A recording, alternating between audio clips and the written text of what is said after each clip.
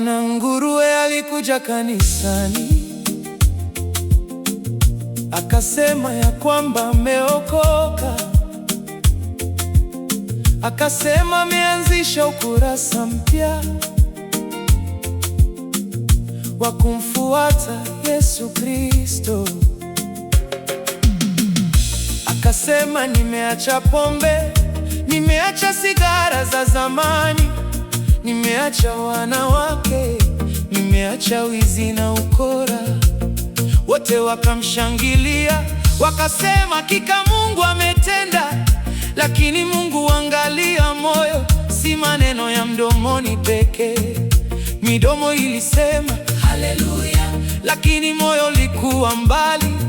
Kukiri kwa mdomo si mwisho, badiliko lazima liwe ndani. Bwana Nguruwe, Bwana Nguruwe, Bwana Nguruwe, mbona umerudi kwenye matope? Jana ulisema umeokoka, Leo warudia maisha kale. Bwana Nguruwe, Bwana Nguruwe, asili imekushinda tena. Kristo ubadili moyo kwanza, Ndipo maisha hubadilika.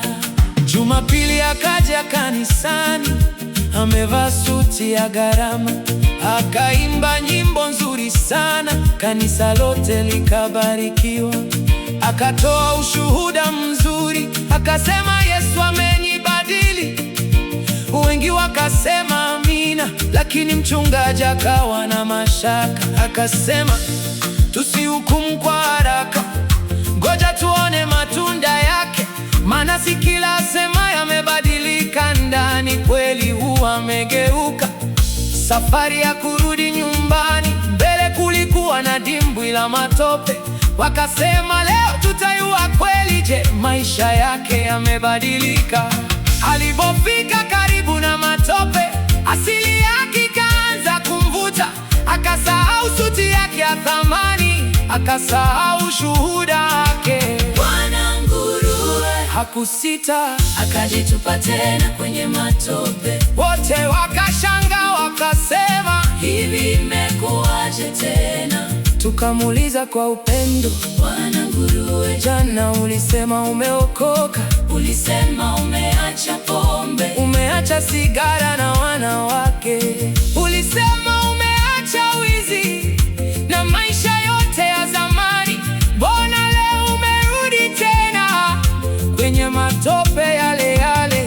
Akainamisha kichwa chini, akashindwa kujibu swali, kwa maana moyo wa zamani ulikuwa bado haujafa.